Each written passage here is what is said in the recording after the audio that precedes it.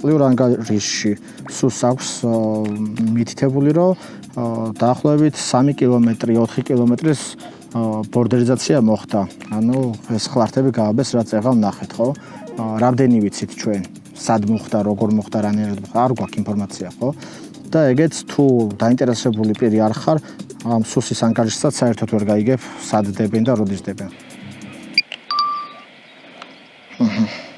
ეს გადავიღე. ეს ბაზა არის FSB-ს სასაზღვრო ბაზა. ასეთი ბაზა საქართველოში 72 ბაზა არსებობს. ეს ემსახურება ძირითადად ოკუპაციის ხაზის გასწვრივ რუსების პატრულირებას.